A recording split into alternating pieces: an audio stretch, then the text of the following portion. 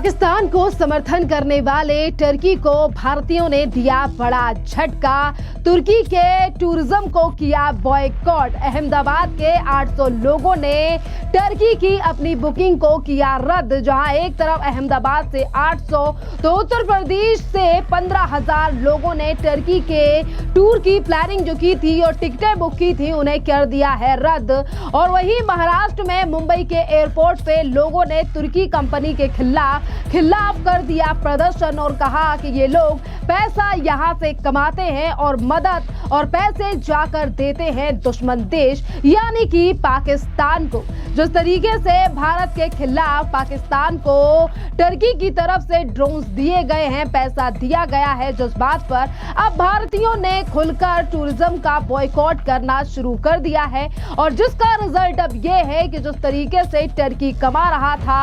हजारों करोड़ रुपए भारत की जनता से, क्योंकि भारत की जनता हर साल जाती है अजरबैजान या फिर टूर यानी कि टूर के लिए टर्की में, पर अब इस बार जिस तरीके की हरकतें सामने आ रही हैं लगातार टर्की की तरफ से, जिस पर अब टर्की के जो टूर्स हैं जिस पर अब जनता ने टूर प्लान को कैंसिल कर दिया है और बहिष्कार कर दिया है अजरबैजान और टर्की जैसे देशों का कि यहां पर नहीं जाएंगे वेकेशन के लिए। देश में और पूरी दुनिया में मौजूद हैं कई सारे ऐसे देश जो कि भारत के साथ खड़े थे और अब ऐसे देशों की हो चुकी है पहचान जिनका बहिष्कार होना अब शुरू हो चुका है। देखिए काफी ज्यादा लोग अब टर्की के लिए और अजरबैजान के लिए जो गए जाने वाले थे, जिन्होंने प्लेन से लेकर होटल की बुकिंग कर रखी थी, अब उन लोगों ने अपनी बुकिंग्स को कैंसिल कर दिया है। और यहाँ पर ये जो फैसला भारतीयों के द्वारा लिया गया है ये आर्थिक कमर तोड़ने वाला है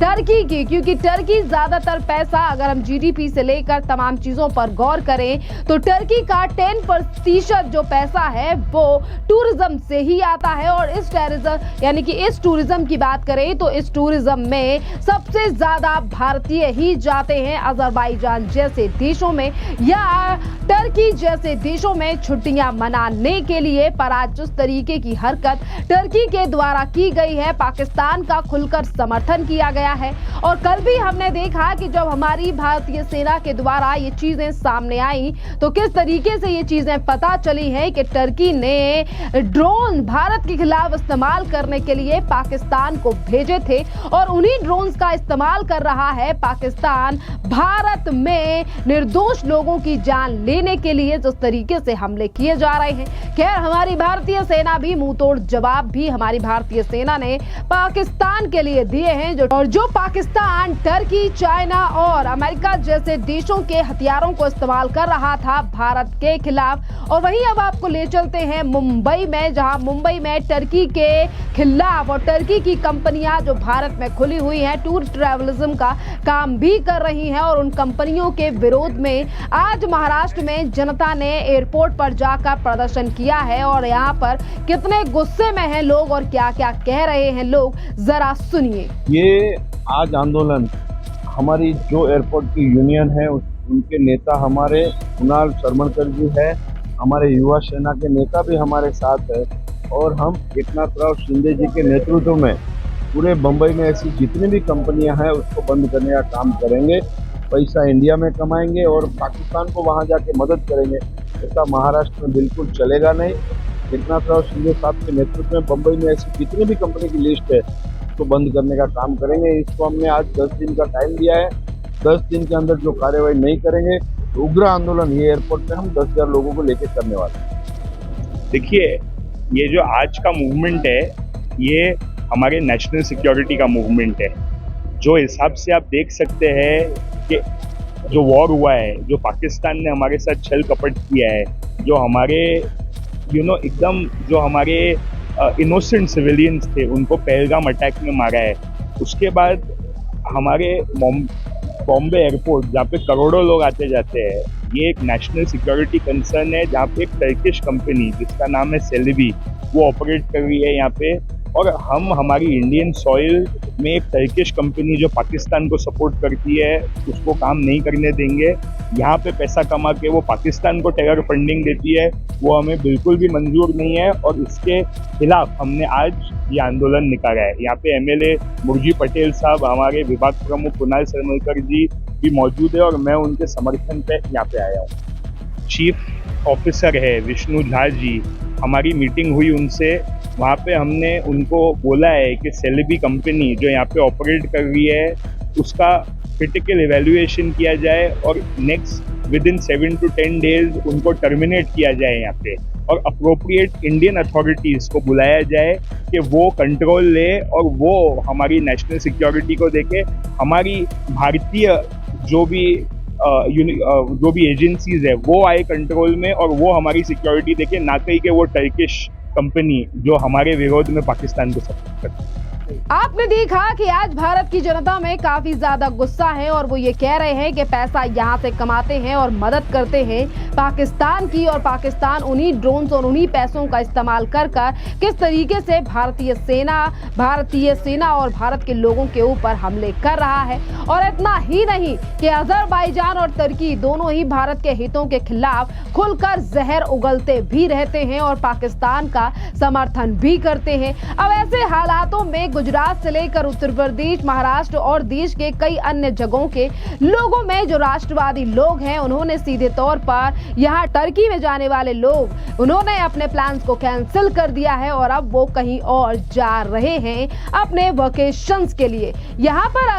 पर ऐलान करें और बात करें कि किस तरीके से बाकू में बात करें या फिर टर्की में बात करें तो अजरबैजान जैसे देशों में भारत की तरफ से छुट्टियां मनाने जाने वाले लोग जो हैं वो 2.5 से 3 लाख हैं जो हर साल पर्यटन के लिए अजरबैजान जाते हैं। और वहीं अगर यहाँ पर बात की जाए टर्की की तो टर्की में भी भारत की तरफ से जो बुकिंग्स का अगर ब्यौरा देखा जाए 2024-2023 का तो लगभग 3 लाख से 3.5 लाख लोग टर्की भी घूमने जाते हैं। और यानी कि आपने देखा कि किस तरीके से हजारों रुपए यानी कि लाखों रुपए भारत के लोग यहां से ट्रैवलिज्म में खत्म करते हैं और टर्की जैसे देशों में जाकर अपनी छुट्टियां बनाते हैं। पर इन्हीं पैसों को बनाकर किस तरीके से पाकिस्तान को दिया जा रहा है टर्की के द्वारा। खैर ये पहली बार भी नहीं है जब टर्की ने भारत के खिलाफ इस तरीके से स्टैंड दिखाया हो और इस तरीके से हरकत की हो, पर आज सच्चाई सामने के बाद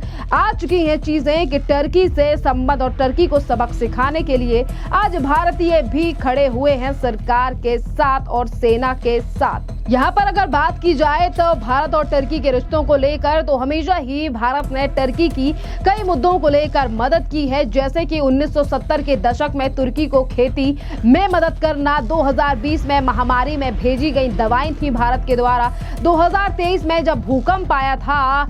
टर्की में तब भी करोड़ों की मदद भारत के द्वारा की गई थी और कुर्द अलगवादियों के खिलाफ भी भारत ने मदद की थी। यूरोपीय संघ में शामिल होने का समर्थन भी किया था तुर्की। और यहाँ पर अगर हम बात करें टर्की की कि खाया तो भारत से और मदद भी ली भारत से, पर फिर भी किस तरीके से टर्की ने भारत के खिलाफ दुश्मनी निकाली है वो भी हम आपके लिए बता देते हैं। टर्की ने पाकिस्तान को सैन्य मदद पहुंचाना शुरू कर दी। 1965 के युद्ध में भी टर्की ने पाकिस्तान की सहायता की थी। 1971 की जंग में भी टर्की ने पाकिस्तान को मदद की थी। 1974 में भी टर्की ने भारत के करीबी सर साइप्रस पर हमला किया था और संयुक्त राष्ट्र में कश्मीर मामले पर पाकिस्तान का साथ दिया था इस टर्की ने। और ऑपरेशन सिंदूर में भी आपने देखा कि किस तरीके से पैसे और हथियारों के साथ यही टर्की पाकिस्तान के साथ खड़ा नजर आया। पर यहाँ पर आज लगातार जनता काफी ज्यादा समझदार है और राष्ट्रवादी